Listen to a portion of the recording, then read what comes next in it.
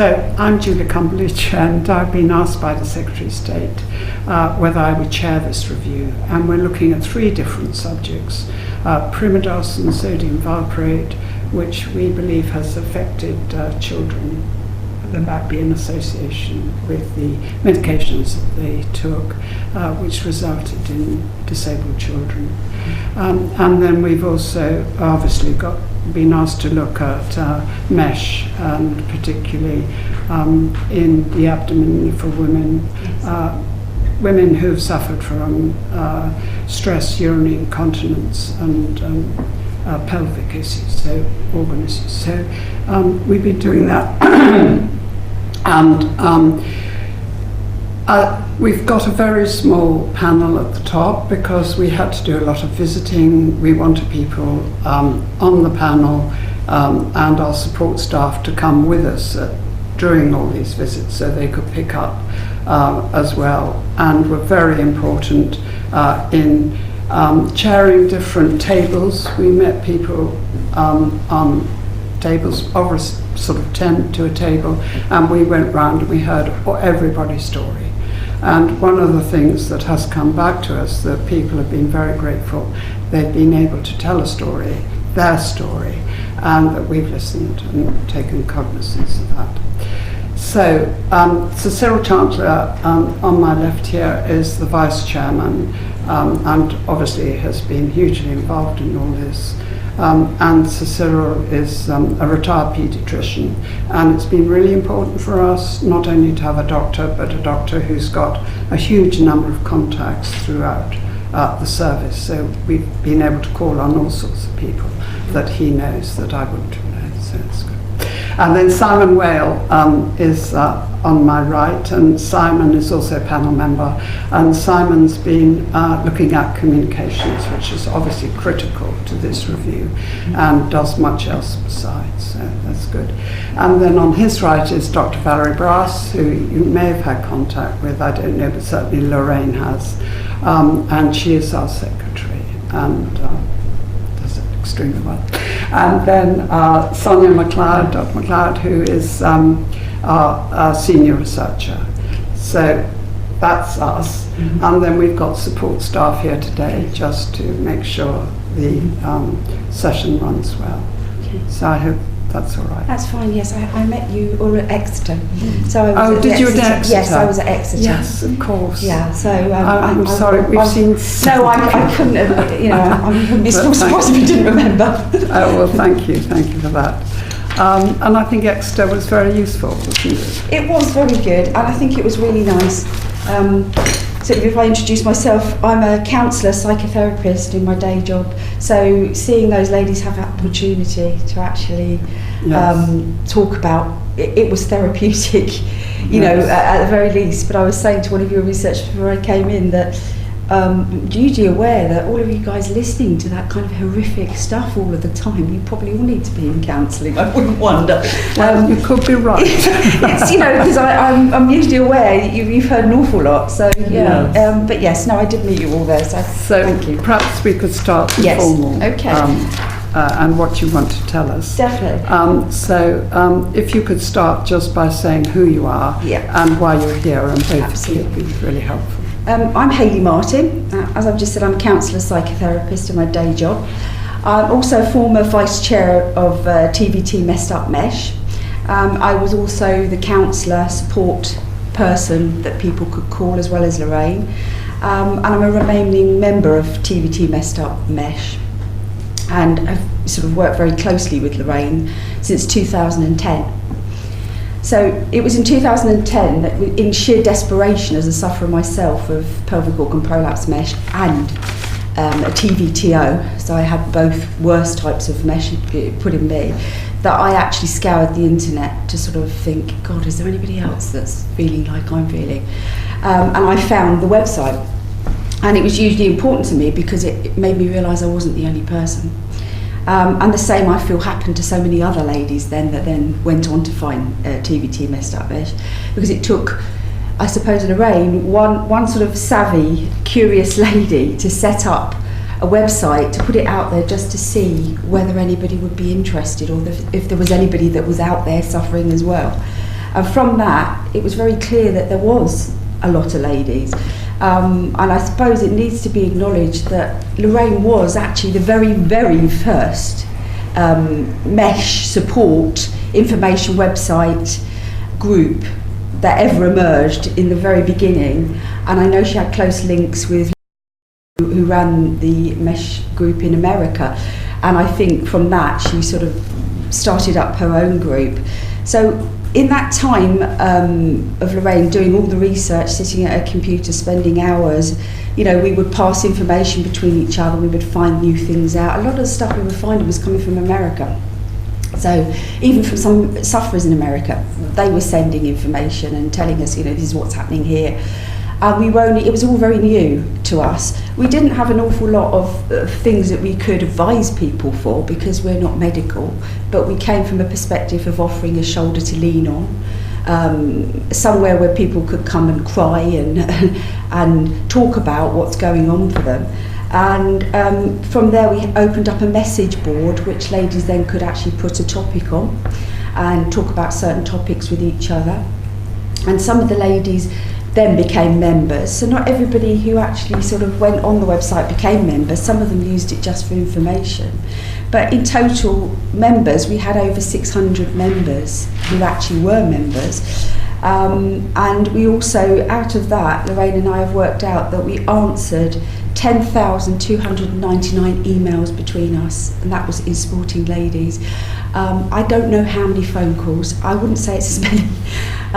But the email support was hugely important, but each email could take anything up to 45 minutes talking to ladies about things other ladies had told us, you know, that, oh, they've tried this, maybe that might help you, or, you know, just pointing them in a direction where they could go and explore something else, and actually encouraging them all to research themselves, because then they would become informed and they could make more choices being informed this time.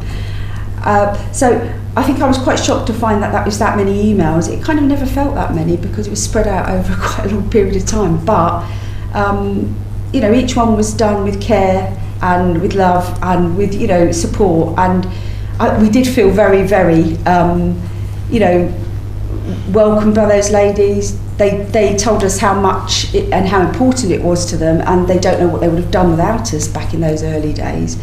And I suppose as anything evolves, you're always going to find then break-off groups and splinters from what starts as the origin of a group.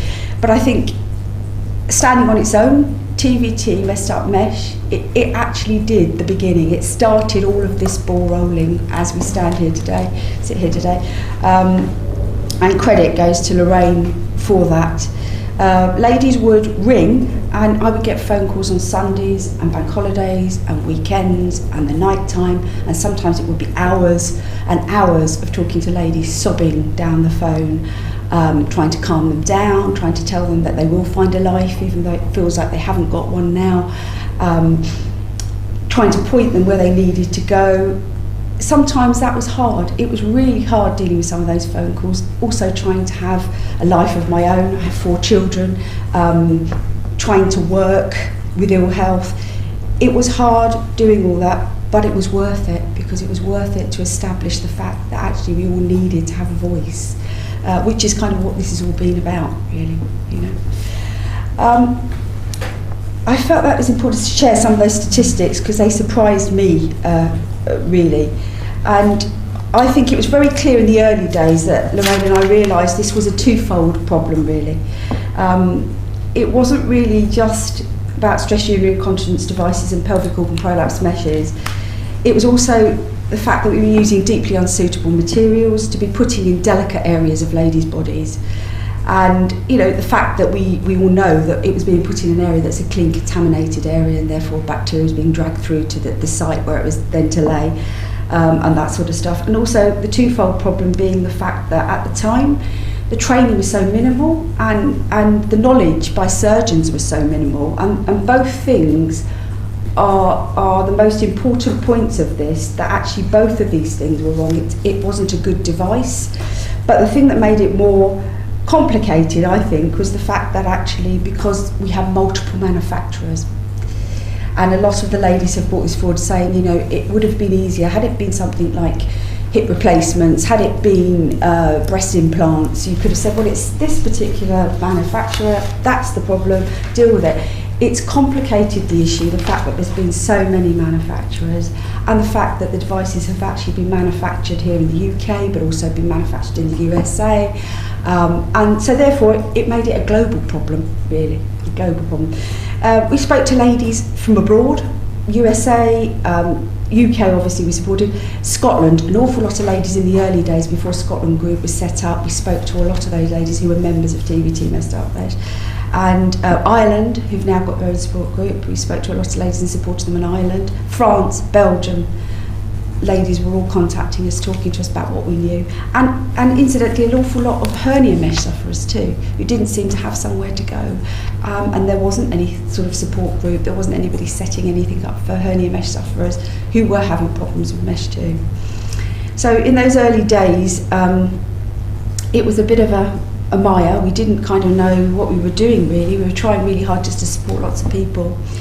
And I suppose the question that kind of always emerges, and I know it's one that you have really sort of not wanted to go down that road of because it feels futile, but it's like, who does the responsibility lie with? And it's a bit like, I know as a group you do not want to apportion blame, but for us sufferers it feels that, you know, who is going to do this? Will that ever happen? Will somebody or a group ever take responsibility for what's happened to all us ladies? Because that feels hugely important. It feels also, I think, important for a lot of ladies because of the lack of trust they now have in the medical profession. And it also feels things like, you know, without addressing the fault, it feels like it undermines the whole kind of review process, because it feels like we just then go to put, you know, medical professionals on pedestals, and almost feels like they are immune to regulation or culpability. So it's our hope that that won't be the case as a result of this review. It will be something completely different. It won't allow professional bodies to hide behind, you know, rules and regulations that seem to change with a drop of a hat, and it won't allow them to close ranks like it feels they have done with us ladies. When I actually talked about coming to do this, a lot of the members spoke to me about the different sort of factions, which felt important that I mentioned the sort of different factions that have been involved in this whole, I call it mesh debacle, if you like, or disaster. And that kind of went back to, I'm sure that you've talked about with many of the ladies and a lot of the professionals, back to the very beginning. And I know you spoke to Carl Hennigan because I listened to his, you know, about the regulation of devices. And a lot of the ladies, including me, were usually ignorant of the fact that actually it was true that the meshes that they put in us were only ever tested on rats and sheep, and of course the next line was to put them in us. So therefore we did become, on that first level, guinea pigs without consent, without knowledge, which is usually shocking to you as a patient to find out that that's been the case. And a lot of those ladies, I think, still feel quite shocked by that can be allowed to happen. The knowledge that we sort of, if you like, picked out and found out, to find out that actually a device could be put on the market simply by, you know, going to a panel and saying, well, I have this device, it's a stress urinary incontinence device, and them saying, well, are there any more on the market? And them saying, oh yeah, and they go, okay, stamp, you know, back through. And, you know, it was quite obvious that a lot of these devices were going out to the EU to be regulated and to get these kite marks, and coming back into the country and being put into us without any knowledge that that was the case. And it seemed that there were very little randomised controlled tests done, very little you could read about really, because it wasn't there for you to read about, well, what was done, what was the preliminary evidence they had to suggest that this would be a good idea before putting it in ladies. And I think even in light of Brexit or not, whatever happens, there has to be, for us ladies, a thorough re-evaluating of the whole process of devices getting on the market in the first place. You know, not just stress urinary incontinence tapes, not just pelvic organ, all devices. There has to be a different way that this is done. It has to be safer. I'm not even sure that the medications are safer, but it almost seems like there seems more regulation over medicines than there does over devices. And maybe that's my ignorance of knowledge, I don't know, but that's kind of what it seems. I just wanted to express the shock that ladies had at finding out about regulation of devices. The other thing that has been a huge topic that's come up with a lot of ladies is surgeons. And the one question, if I had £1 for every time a lady asked, you know, which surgeon should I go and see, I'd probably be incredibly rich by now.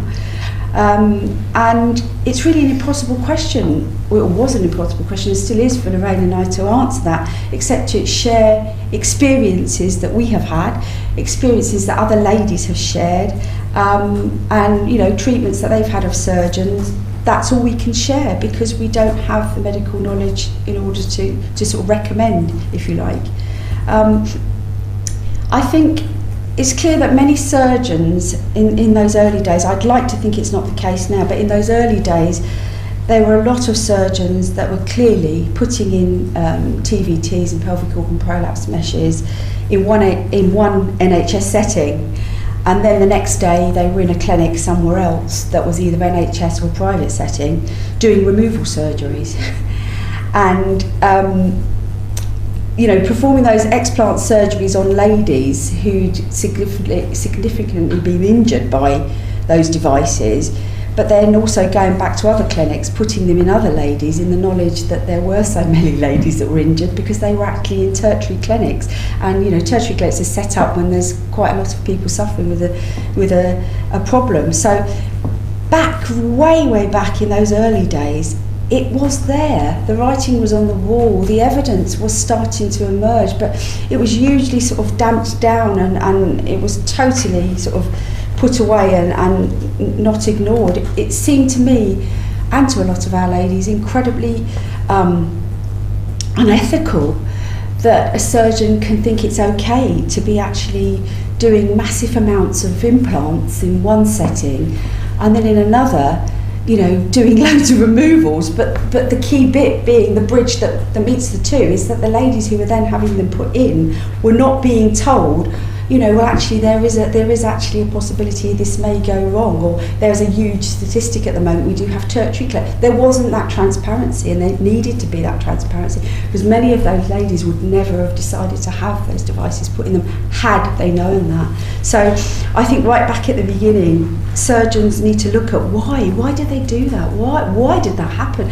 How could they think that was inconceivable? You know, that was conceivably okay that they were putting devices in one clinic and taking them out in the other. And it was almost, you know, I go back to something my husband said to me, and I remember talking to him about it, and he said to me, my God, it's a cottage industry. Because it felt that that's what it was like, because you had, you know, these ladies having devices put in, but not in the knowledge that that same surgeon was then doing explants or doing other surgeons' explants somewhere else.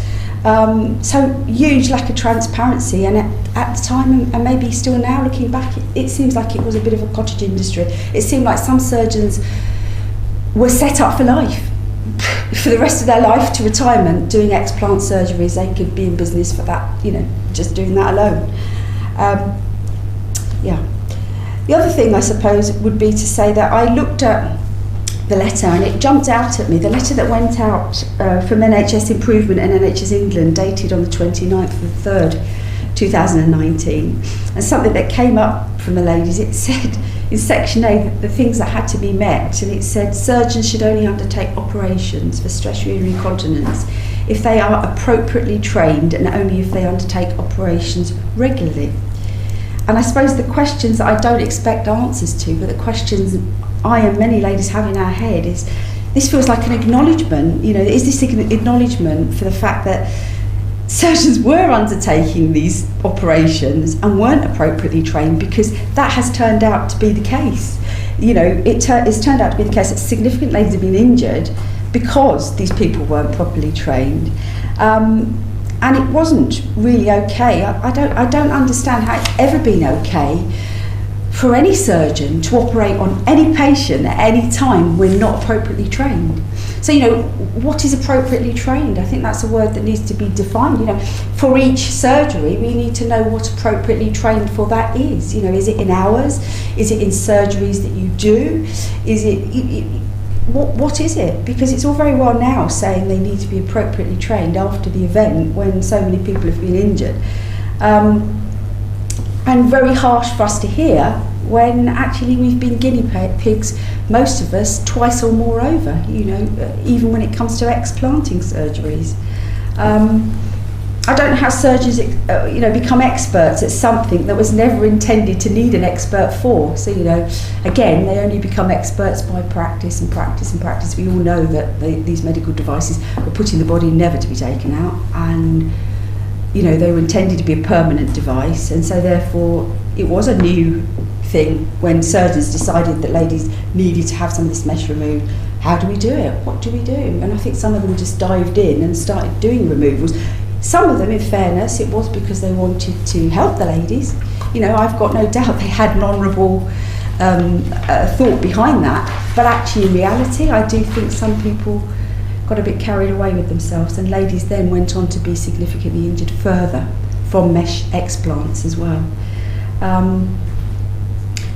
I think that it's shocking to think that surgeons would accept that they would go and be trained at a weekend workshop or that they would actually watch video, and that the first time they would put it in would be in theatre, potentially with a pharmaceutical rep present, telling them what to do with their particular device.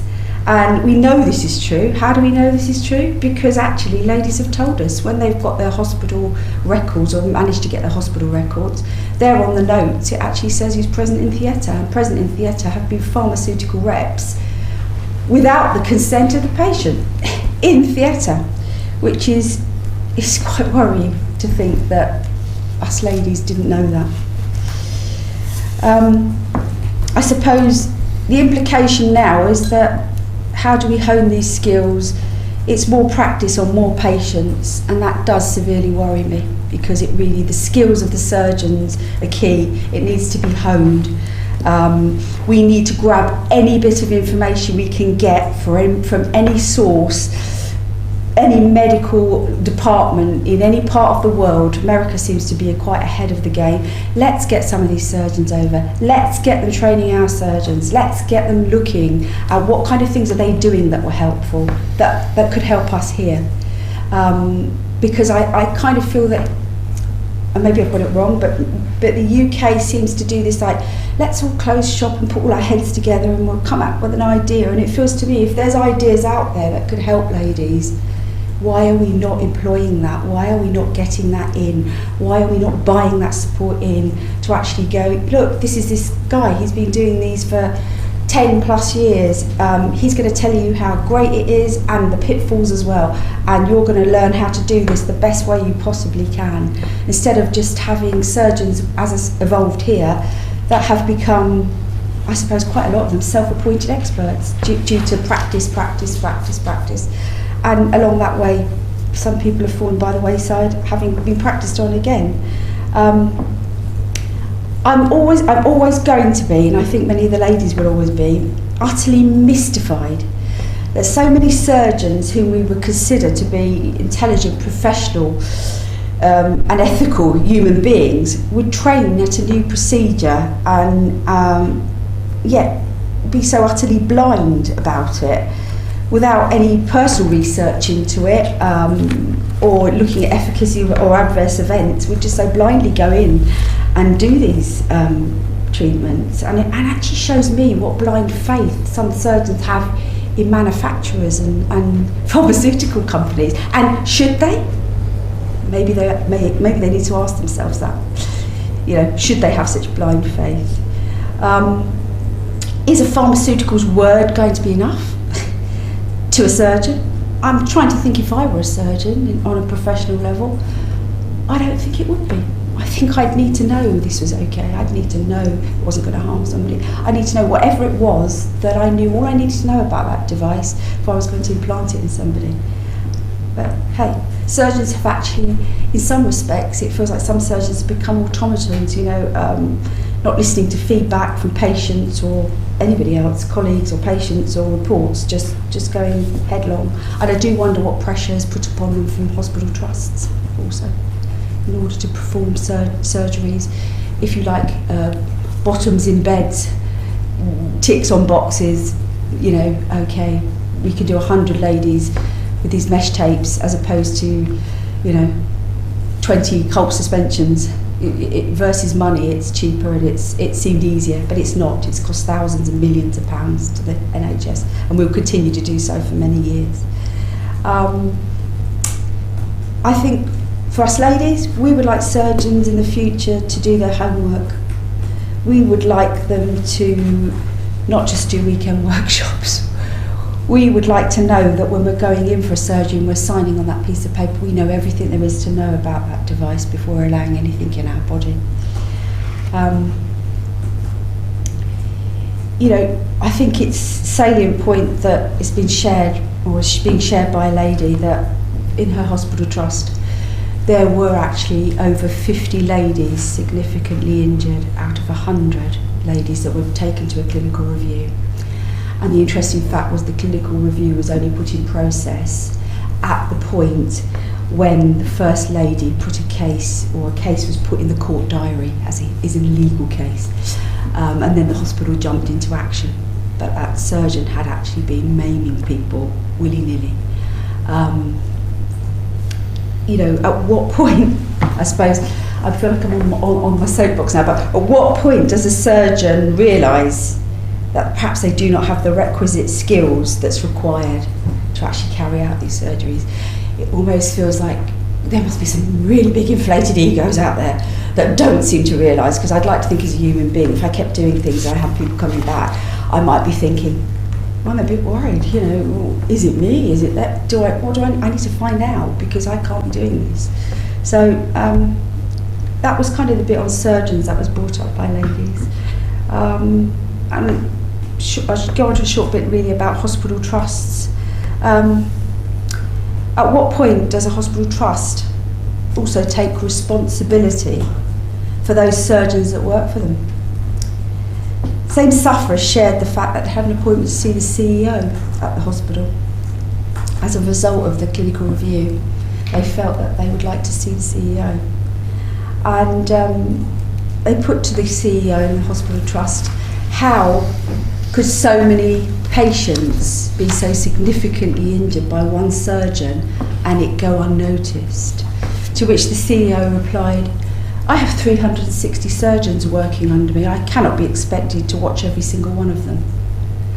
Now, that's a horrific reply, because that's not okay. It's not okay that actually in a hospital trust we have CEOs running hospitals that come out with a glib statement like that and think that that's actually okay, because that's why we have CEOs, because they have people that work under them and they have people that work under them, and we hopefully have a tiered system that actually watches people, monitors people, supervises people, and makes it an okay thing that everything is done safely. It's not okay to be glib and pass things off like that and say that, I can't watch. Of course you can't. That's why you have people working under you.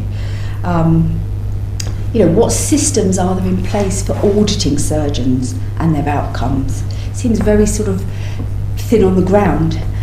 Who is responsible for the buying process in hospitals, for devices in hospital trusts? I really do think, and so do a lot of us ladies, is it kind of buy one, get one free or something? Because it does feel a little bit like that sometimes.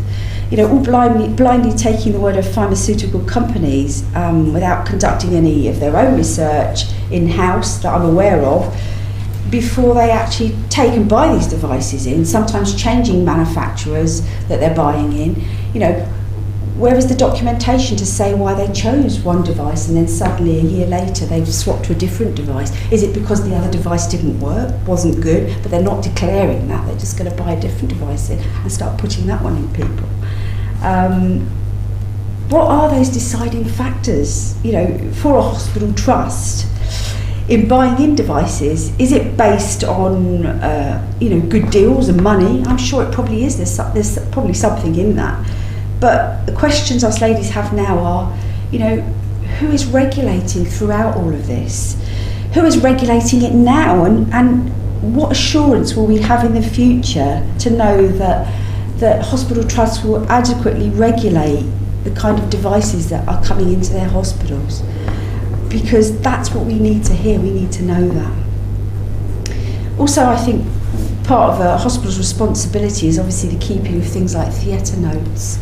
And the one thing that's come out time and time again from ladies, I'm absolutely stunned at how many of them, when they've tried to get their hospital records, have had a pile delivered to them. And in the pile they've gone through, they want to find the bit that shows their barcode, the manufacturer of the device that they have in them. And it's so often is not in the pile, it's missing. And, one would like to think that's perhaps a coincidence, but I don't.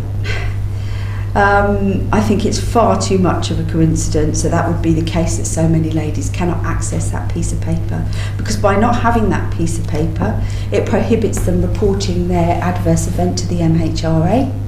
The MHRA need to know what pharmaceutical company and all those details, barcodes, etc. They need to know that before they can take your adverse event. So that prohibits lots of ladies being able to actually report their adverse event.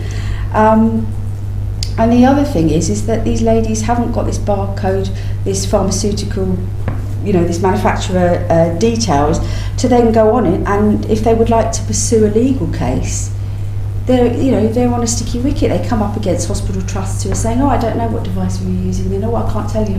We can't find it. Or it's not on your notes. I don't know where that's got to. And there's been ladies from same hospital trusts having operations within a year and a half or so of each other, who have all come back saying, my hospital notes, I've got everything here, but the theatre note that shows it isn't here. So there's been a lot of covering up going on, a lot of underhandedness going on, and that has prohibited a lot of ladies from, step one, being able to report it to the MHRA, because the MHRA always come back and say to us, well, we don't have the statistics, people aren't reporting it, we haven't got the numbers. Why have we not got the numbers? If there's so many ladies injured, why haven't they reported it? Well, that's part of the reason why they haven't reported it, because they haven't been able to, because the MHRA has told them, well, you haven't got your details. What can we do about that? That's been something that I've picked up with hospitals. Pharmaceutical companies, for me, I feel it's a little bit like pharmaceutical companies would probably try and sell ice to the Eskimos, and regardless of evidence of devices and them being withdrawn off the market, what they tend to do is withdraw, tweak them and remarket them under a different name, and bring them back in the market, back into people, ready for use, despite the knowing failures, by tweaking poor sizes and adding this and that, and that's kind of what happens with pharmaceutical companies. Doesn't always feel ethical, doesn't always feel transparent or upfront.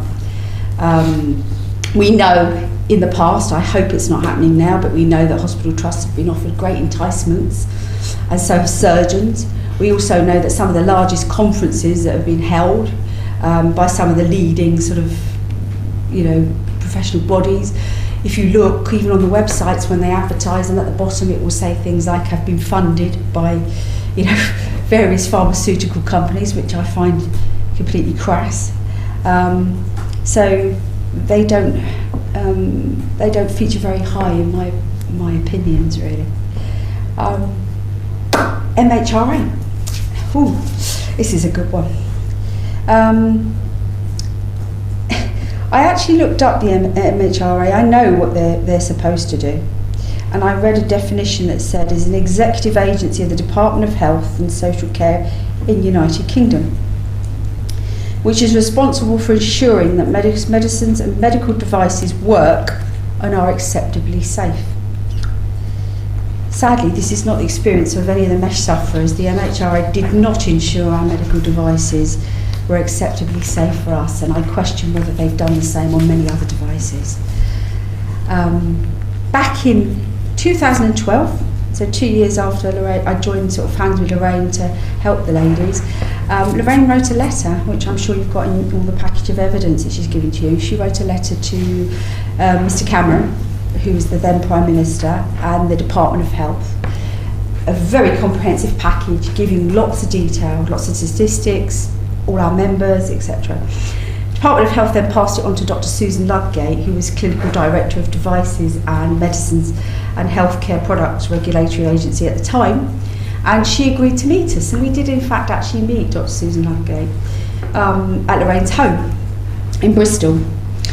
And for the first time it actually felt like somebody in authority was actually listening to us ladies. I'm not sure that was something that at the time was being done. I think thereafter people from the MHRA did meet with other support groups, but I think that was probably the first time she was brave enough to step out and face us. And we made her fully aware. She was showing all the folders and files that Lorraine had. Look, these are all the members that we have. These are all mesh sufferers. She heard about some of the phone calls we've taken, how many hours we were spending doing it, how exhausted we both were due to our ill health, and how we really needed help for these ladies. You know, what could the MHRA put in place to help us? What could the Department of Health do to help us support these ladies who were withering, you know, because they just weren't getting the help, and we were trying to give as much as we possibly could, but we were as well. And she did say at the time that actually, you know, she would go back and discuss with her colleagues, and she felt that, you know, some sort of support, medical support helpline would be a jolly good idea, you know, and they would look into it, and we felt elated. It was just like, oh, this is going to be marvellous. And sadly she went away and she retired and kind of that was the end of proceedings as far as we were concerned, despite we wrote to the MHRA again, despite we tried to speak to the new heads of devices. It was kind of it felt like somebody had just pulled the shutter down. So there we were, after that many years, here we now are 7 years on from that date, thousands upon thousands of further injured ladies. Even though that evidence was there in the early days, it wasn't really taken on board. I'm not kind of quite sure why, because, you know, TVT Messed Up Mesh became a registered charity, you know, it was recognised, and yet it seemed it wasn't enough. What evidence did these people need? How much more did they need to actually act on it, instead of keep throwing back, but the benefits still outweigh the risks, which is a quote that most mesh sufferers balk at every time they hear it, because that's just not the case. And, you know, because of this the whole sort of debacle about not getting your theatre notes and not being able to report it to the MHRA, and the fact that it was such a dysfunctional setup that, you know, you had surgeons who weren't reporting either. But then I kind of get why they weren't, because not many surgeons are going to want to report and make themselves look inadequate or not very good at their job. So it was a very perverse way of trying to get statistics, and I'm sure if you've looked at the statistics, it was just virtually zero people reported anything as a surgeon, because that just wasn't going to happen. So there was kind of a blindness of the MHRA. Well, if we haven't got the statistics from the ladies, because they can't report it, because they haven't got their theatre notes, if we haven't got the statistics from the surgeons, then we'll plough on. Everything's still all right. And it clearly wasn't. It was unfolding this huge problem that they continued to carry on and ignore. And I just cannot understand how the MHRA is still functioning. I think we need to disband them, get rid of them, set a new agency up, one that seems to be far less infiltrated by pharmaceutical companies and you know, that sort of thing, and actually for it to be totally independent, because there's no way that the way they behave is independent. I think that the other thing that ladies have asked me to bring is so many of them have spent vast amounts of money going privately, having private surgery. And as we know, this has been a huge problem that medical notes, when you have private surgery or private treatment from a consultant, those notes kind of belong to the surgeon and you can't get access to them very easily very often. And that's often been the case with ladies who've tried to get hold of notes when it's come to swapping from the NHS sector to the private sector, having surgery thinking, well, if I go privately, I'll spend my life savings, this will make me better, I need to do this because I need to have a life. And then finding that actually the person that was operating on them wasn't really such an expert, and they've now just swapped the problems they had with mesh for another problem, or another sort of level of symptoms. And the surgeons operating in the private sector, quite a lot of them weren't adequately trained in removals. They didn't know what they were doing, but it was a good way of making money. There was a lot of ladies coming thick and fast, ready to pay their hard-earned cash to have these surgeries done, and then finding that they couldn't even get hold of the notes from those particular consultant surgeons when it came to actually trying to pursue a legal case, because surgeons were being threatened with subpoena them to court because they weren't providing them, or they were going missing. They were just, they're not in there, we don't know where they've gone, we haven't got them, and you can't have them.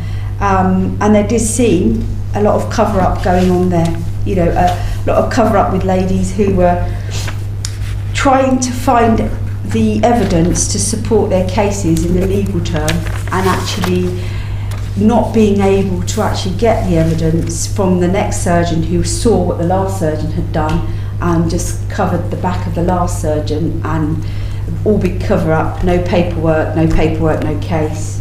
And by the time you've gone through that whole procedure, your period of statute of limitations run out anyway, and you can't pursue your case because it's gone beyond 3 years.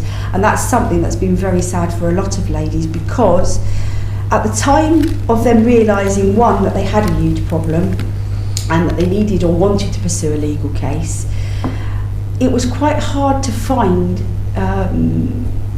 solicitors that would take on cases because it was unknown to them and they weren't interested.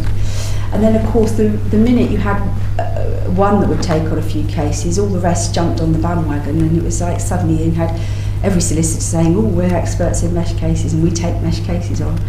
And sort of moving on to that sort of sphere of things, the legal side of things, lots of ladies made lots of promises, and lots of ladies joined solicitors, signed paperwork, were encouraged to evoke their household insurances, which were sometimes in the region of £100,000 or £50,000, to put up front as a sort of money for their case. Being told that in the long term that probably wouldn't be enough to see their case through, but not to worry that they would manage to get an after the event insurance that would be in place by that time of the money running out, and their cases could carry on. And sadly that didn't happen, and lots of ladies had evoked the household insurance, had put forward £100,000, £50,000, which then got all gobbled up, and then those said solicitors would then just come forward and say, we're really, really sorry, we can't get anybody interested in taking on an after the event insurance, and therefore you have more money in the kitty, and we can't take your case on. And so you'll have to find another solicitor and see if somebody will take you on a no-win, no-fee basis, or something to that ilk. And that happened to an awful lot of ladies, and it was no fault of any support group, because of course there's a lot of talk amongst support groups, are you pursuing a legal case, who with, etc, etc. It wasn't any fault of any, it was literally people seeing an opportunity, thinking it might be quite a good way to make some very quick money, and actually it turning out to be a lot bigger situation than they ever thought, and them thinking, okay, well, we've done our bit, we're not doing. Cases have gone on now, and people have pursued cases, and things have changed on that front. But that it's very important to share that there were a lot of ladies lost and swallowed up in that process who never got the chance and did run out of their period of statute of limitation because they spent a vast amount of time. Do you know how many? I wouldn't like to say. I'd like to discuss that with Lorraine and ask her how many she thinks. But I know one particular company did that to an awful lot of ladies, and it just kind of was quite shocking to know that's what happened, because people were hoping, not because they suddenly wanted to become rich, but because they couldn't work as much as they perhaps might like to. They couldn't work at all, some of them, and they needed money to try and live off and function, and that's what they wanted compensation for, just to live. And they were taken advantage of, and they were let down bitterly, and there was very little communications, and it was grossly unfair and very, sort of not transparent at all. Not at all. Lorraine and I have had our, I want to say our fingers in lots of mesh pies, but yes, we kind of have, really. We were, in 2014, we became PPV members for the NHS England Working Group.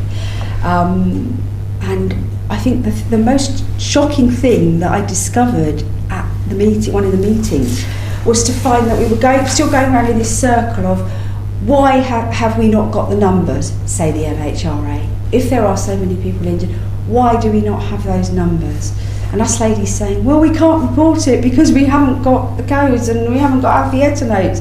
And then saying, oh, right, okay. And then suddenly discovering that actually, part of the reason why some of those ladies weren't getting the adverse events reported, or didn't have the numbers for how many ladies were being injured, was because there were no specific HES codes or OPCS codes at all for full or partial mesh removals. There weren't any. So what was happening is they were being recorded under general urology and general gynecology, which meant there was a whole plethora of ladies that had gone through the system having removals done, but actually it wasn't being recorded in the right place in order to give the statistics back to anybody like the MHRA or the Department of Health, because there wasn't any codes there. And I found that actually quite shocking, that actually they were clearly coming through these surgeries but just being recorded under something different. And so we lost all those statistics. They were actually lost in those areas. I know now we do have those codes. They have been put in since the NHS Working Group, which is a very good thing. But in that process, a lot of valuable evidence was lost. And it was statistical data and proof. It could have been the proof for so many ladies of just how many adverse events there really were out there, because look, this is the proof. These ladies are having surgeries one after the other, and so much was lost. And now we have those new codes, good, but I still feel really upset about the fact of the loss of that data, and I would like to know if there's any way of getting any of that data back. Can we look into that? Can it be looked into? Is there any way that somebody can go through general urology and gynecology notes and find out how many were recorded under there, so we can add them to all the ones we now know that we have? Because that would be really very good. And of course, yet again, the good old MHRA was still saying the benefits outweigh the risks. There was not a true reflection of the enormity of the explant surgeries due to this, and due to the fact they weren't being recorded. I think my experience, and probably Lorraine's experience, the NHS England Working Group felt it was very new. It was something different that was set up. It was a chance for what we felt to be heard, but at times it felt like it wasn't a very cohesive working group. It didn't feel like everybody worked together or pulled together. I can only say that I sat in meetings there and felt, what can I say, members of staff coming in, some of them who weren't even introduced, like you introduced everybody so we know who they're, just coming in trailing in with cups of coffee halfway through while we sat there without even any drinks. We weren't treated very well. There were surgeons there who actually ignored us, didn't even look at us when we talked about the things that were happening to us. I found really appalling and quite shocking. Whether it was they felt shamefaced, I have no idea. But there was only one surgeon, and I won't name him, but he was lovely. And his words were, as the mesh saga was unfolding, his words were, "Please tell me if these devices are injuring ladies, because I do not want to injure ladies." And that's what he was saying back in 2014 to the NHS working group. Sadly, at the end of that, it felt that,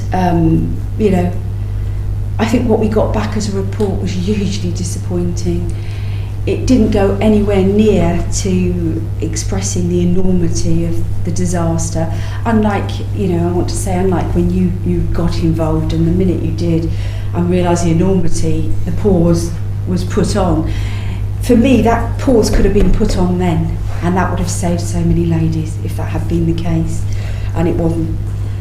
There seemed to have been a lot of professional bodies ducking and diving and kind of ignoring and lying, which I am going to say that word because it was, and going on to further maim ladies. That's kind of the way it is. For me, I think the Department of Health have done a lot of duck shoving onto the MHRA and sort of other spheres and places and professional bodies. And they don't live up to their gov.uk quote either. We lead, shape and fund healthcare in England, making sure people have the support, care and treatment they need with the compassion, respect and dignity they deserve. Well, I didn't have respect, dignity, compassion, and I didn't get what I deserved. And neither did hundreds upon thousands of ladies. They didn't get it either. The Department of Health's words are very cheap. And up to now, actions have been kind of almost absent. The kind of things ladies have shared are things like they feel they've been lied to, overlooked, ignored, put down, let down, judged, laughed at, and yes, they have been laughed at, abandoned, because that's how they've actually felt. The repercussions of a mesh go far and wide, and they will do for years and years to come.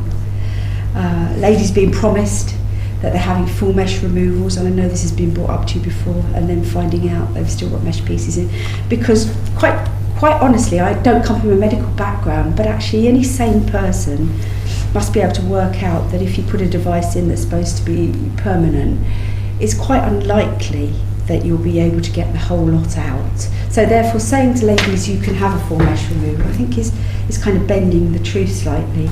And I've always felt I don't think that's possible. And it's certainly not possible to do removals without giving ladies another sort of plethora of symptoms or problems as a result of it. And I have spoken to ladies, there was one lady at Exeter, and saying, "Oh, I feel so much better, I've had my mesh removed, I feel great." And actually, I sort of didn't want to be a dampener, but I sort of said, okay, let's see you in a couple of months' time, because really, I'm sorry, but the removal will cause massive scar tissue, there will be lots of adhesions, there will be, sadly, further problems that may come your way, as with ladies who don't perhaps even know they've got problems or mesh, but they know that they're ill, but nobody's picking up on it's the mesh. So, back to the first level really is, what are GPs doing? Let's have GPs more informed. If they knew, they could send them the right way. We're never going to be completely free of mesh or pain or the complications of having mesh within us. I think I've spoken to enough ladies, over the years. I think one thing I found quite amusing was when you actually spoke with Mark Slack, and he spoke about that mesh does not harden and it does not migrate, and I was sitting there looking at him thinking, okay, right, okay. And I'm understanding the science behind that, because it has to be oxidised and it has to be in the air, and but how long does it have to be in the air before that happens, or not? Because if a device is in a package and it's opened up in theatre, the minute it's opened up, it's in the air, it's oxidised. Because, whether he's saying it's got to be for X amount of hours or how long, ever long, I don't know. But I do know, ladies have shared with me that even now, 15 plus years, one lady, I think it was 17 years after mesh surgery, was finding that if she actually wiped herself down below after going to the toilet, she was having pieces of mesh come out on the paper. There it was, eroded through her vagina, breaking out on the tissue. Ladies were also getting abdominal festering spots on the abdomen, that when they came to the service and they bathed them and bust open, there were pieces of mesh.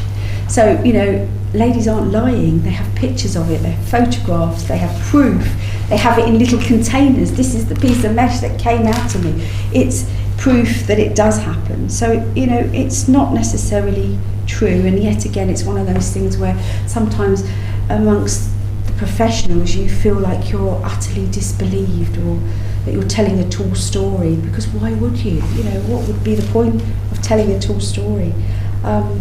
One of the more horrific things that we heard was from a lady who was a carer who worked in a residential home, and she actually shared that there were many residents who had mesh put in years previous and were suffering horrifically when she was having to care for them vaginally, with meshes that were protruding and sticking out, and all sorts of horrific problems that they had no idea that they'd even had mesh put in them, let alone what it was that was now protruding or causing them problems. So there are spheres of society that aren't getting a voice because perhaps they're just not able to voice that, because they don't even know they had it put in the first place, and people that maybe are working with them don't know it's mesh and don't know what's happening to these people. So that frightens me, that there are people out there that don't have that facility to be able to tell anyone and are suffering in silence, really.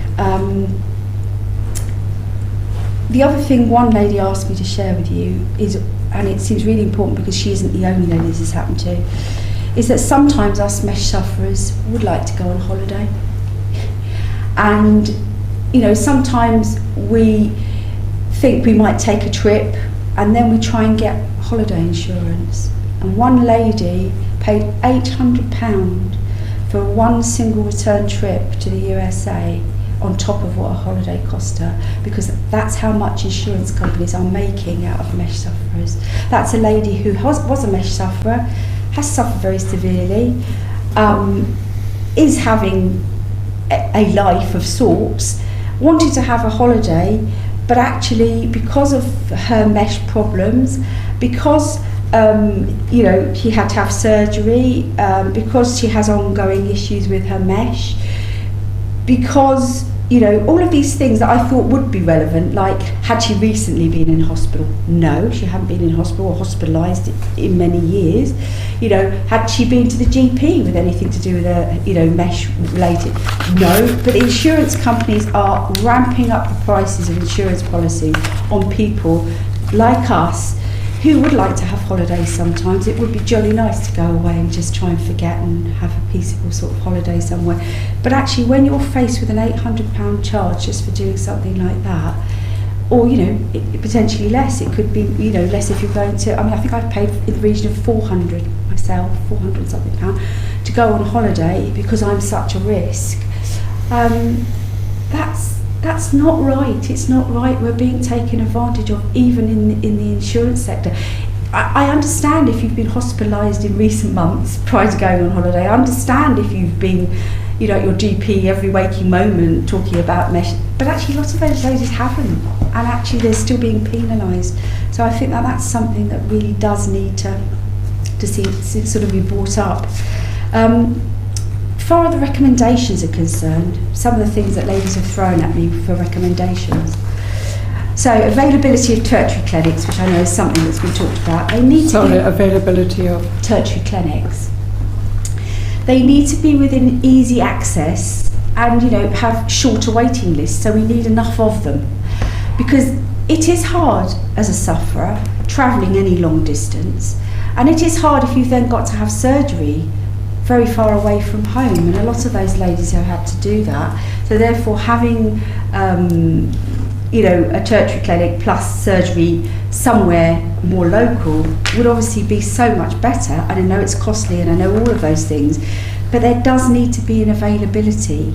If hospital trusts have actually put these meshes in, then the similar hospital trust areas, I know they come under, some of them are under several hospitals under one trust, they do need to provide tertiary clinics within their area, so ladies can be local, can go and be seen local. It's hugely harrowing knowing you've got a mesh problem and having to travel maybe, you know, from I don't know, Hampshire or, you know, God knows where, to actually have to go and see somebody about your mesh problem. It's bad enough having it without having to go miles out of your way to do so.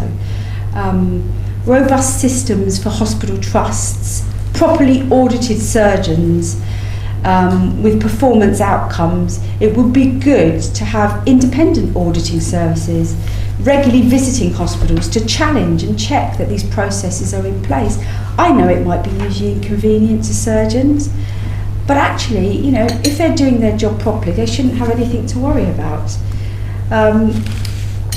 Provision of knowledge for ladies on how to report adverse events. Some ladies didn't even know they could report it in the first place and still don't know.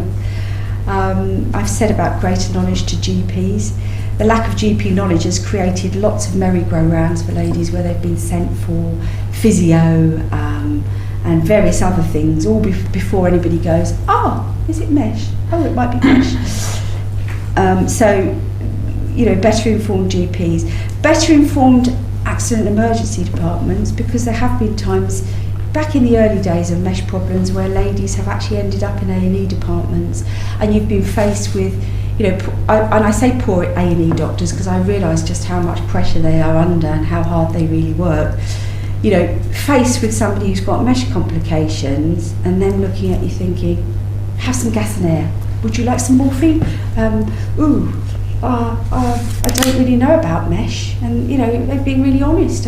Let's get the gynae reg down to have a look at you. And sometimes even the gynae reg hasn't actually known much about mesh problems. So there you go to the place where you want to be helped to find that actually they're all going, we don't know what to do with you. You know, let's give you some pain relief and just send you home because that's all we can do for you. So it's really, really scary that that's what happens. Greater knowledge to pain clinics. A lot of ladies are sent to pain clinics, and greater knowledge at musculoskeletal clinics, other places that ladies get sent to. Sadly, at pain clinics, quite a lot of ladies and musculoskeletal clinics, you get sent to places like physios. And physios are great, but the minute you start talking about mesh, they've got no idea what your mesh is, what it's done, where it is. And then they go and start trying to do their job, which is telling you should do some exercise. And there's an implication that mesh sufferers are just lazy ladies who sit on the sofa all day, and that's probably why they're in pain and, you know, they need to do more exercise. And I was told that if I didn't go to see the physio, that I couldn't carry on being seen by the musculoskeletal clinic and have painkilling injections because I needed to address the physio part of it. And once I'd done that, I could continue. But what I was trying to say and nobody was hearing is that when I go and have physio, I'm in bed for 2 days because it exacerbates the problem and irritates the meshes and gets everything livened up, and nobody listens and nobody hears. So all of these departments, pain clinics, GPs, pain clinics, musculoskeletal clinics, all need to have so much more knowledge about the fact that they will have ladies coming through their door with mesh problems. So they're not actually making ladies worse, they're actually helping ladies. The other thing that's been a real bugbear for ladies is that when we go to pain clinics, you have to be psychiatrically evaluated, or they like you to be. And I think it's part of the process of the pain sort of thing.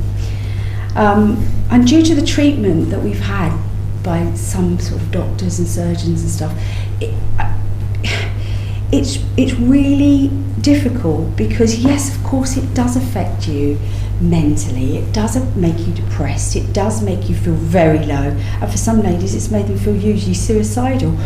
But actually, the implication in making you do this evaluation, you know, tick 50 boxes, you know, whatever, these abstract questions, and then sort of give you an outcome, you know, are you depressed, are you suffering, is that making your pain worse or better? And, you know, the implication is that actually we're all mentally ill patients, and actually that's all we are, and we're mesh injured patients who do actually sometimes suffer with our mental health because actually it's a hugely horrific thing that's happened to us, and that's the reason why. The GMC, I suppose the processes that go on there. Lots of ladies know of their implanting surgeons. Some of them who have been put in front of the GMC for, you know, treatments they've offered to people and things they've done, surgeries they've performed. There's never any feedback. You get asked if they can we have your medical notes? We'd like to put them in front of the GMC, and you sort of go, yeah, anything that helps, of course, yes. You can take my medical notes and put them in front of the GMC.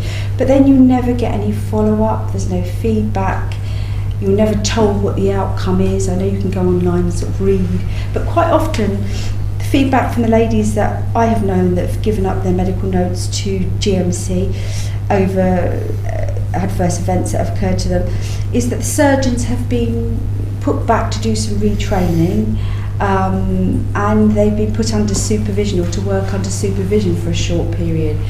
And for ladies who've been injured, maybe, you know, those 50 ladies out of 100 who've been injured by a said surgeon, that doesn't actually seem like a good course of action, really. That actually seems like it's not robust enough. That's not, you know, that isn't enough to just say, well, we'll go and retrain you and we'll get somebody to watch you. That just doesn't actually seem enough for us ladies. Robust regulation of pharmaceutical companies, which I mentioned earlier, I think needs to happen. We definitely need this proper registry, so everything gets registered. I'm hugely aware because when my husband's grandfather had a heart pacemaker put in, they provide a little booklet with it. You get a little booklet every time somebody has one put in, and it has your device number and everything on it. And I just think, why can't that be the case in all medical devices, that you get given this booklet? It's your booklet. It tells you everything you need to know about your device. It's got codes on it. It's got everything you need. But somehow that there needs to be this clear audit trail. It's no good saying, well, we haven't captured those numbers and we haven't got them, and we need those numbers to prove. And as it's been proven how long it's taken to get to the door of this, you know, people could have been saved if but there had been proper, clear audit trails with registries that were keeping these, you know, statistics. Hayley, you know, I'm getting a bit conscious of the time. Okay, yeah. So I do want you to finish. No, do tell me, how much longer have I got? A couple of minutes? No, less than that. Well, okay. What I'm trying to do is to give each patient group roughly the same amount of time. Absolutely, and that's fair. So, you know, absolutely but fair. if you've got other points. No, I just really wanted to say that I thought it was really interesting when we read, when I listened to the video of the Department of Health talking, and they were talking about their statement of regret and whether there would be ones given out to the ladies, except to say that us ladies regret so much. We regret so much, a lot of it trusting. It feels like we don't exist a lot of the time. And I suppose just to end really with a sort of very short little statement which says, as sufferers, we've welcomed this review and we would like to thank you all, and for this chance to have our voices heard, a chance to feel that what has happened to us is significantly horrific and important enough and does warrant investigating. We also realise the enormity of such an undertaking and feel saddened that the Department of Health chose to ask you to conduct 3 reviews all at the same time, especially when all these reviews, including Primidos and sodium valproate, are as important and complex as each other. We can only hope that you have been able to gather enough information about each medical intervention and outcome, and will be what each group of sufferers has always hoped for and deserves. Thank you very much. Can I just ask Kevin, you here, do you want to say anything? Yeah, I do. I think obviously Hayley suffered for a number of years, and all the other ladies as well. And I do find it very surprising that you can have hospital trusts that have no control over their consultants in how they operate, or balances and checks on them. I don't know of any other industry that I've been exposed to that does that. And as Hayley says about checking products, you know, if you buy a lawnmower, you send your card off, they know exactly what one it is. You can have recalls on cars and things, but it seems a lot less controlled.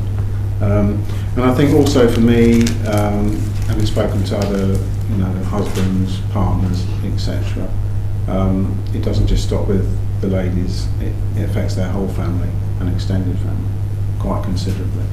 whether it means them not going away, them not going out at weekends, or the normal social activities that people take part in. And obviously it affects people's sex lives and the pressures on marriages and children of those marriages is quite significant. So it doesn't just stop there, although that is the main focus, quite rightly so. So yeah, that's what I would say. Well, thank you for that. And certainly at some of the visits that we've done, we've had the partners, the husbands come along, and also the children. We've heard from the children as well. And we've always felt it was family first. Families have to be considered, not just the woman, but the extended family, and how they have to cope with that. And of course, we've heard of breakups and all the rest of it. So congratulations, both of you, keeping together. That's terrific. And Hayley, thank you so much. Thank I you. mean, that was a tremendous tour de force, and you've certainly covered an awful lot of ground. And we've taken notes, and if there are things that we would like to come back to you, and certainly one of the questions I would have asked if we'd had more time is how do we rebuild the confidence that women have in the medical profession, because that is really important. You may want to think about that and perhaps come back to us. Yeah, I think some of the implications, some of the things, if you put them in place, those recommendations, some of the trust will come back. Yeah. Hopefully. So anything you'd like to ask? But it really was a tour de force, and thank you very much. Some of the things we've heard before going around the country and from other organisations, but some of the things we're new and we need to go away and think about it. I just have huge respect for you and your family and all you've had to go through. Thank you very much. Yes, that means a lot to hear. Can I just ask one question? We have been sort of discussing this on and off over the last few days. With the data that's been captured or not captured, and quite significant data hasn't been captured, is there no way that two hospital trusts, as an example, they could go back through all the operations and trace back to the patients and then ask them over a 7-year period post-operation what symptoms or problems they've had, so that you could actually build up a set of data? I know it's only a straw poll in terms of data, but it would at least give you some idea of how many people have been affected and what percentage is a real percentage as opposed to the percentages that are quoted. The ladies think are totally inaccurate. Is there no way that sort of survey could be done, perhaps? I think that's a really interesting suggestion, and perhaps we could go away and think about that, because obviously one of our recommendations is, looking at the future. We're very anxious to look to the future and see what can be improved, and you're so right that the data is so flaky, and we've got to ensure in the future that we make it robust so we really know what's happening. And I think you and Lorraine have been amazing in the way that you've taken this in those very early days. I think as a counsellor and psychotherapist, if ever I need one, I know where there is one.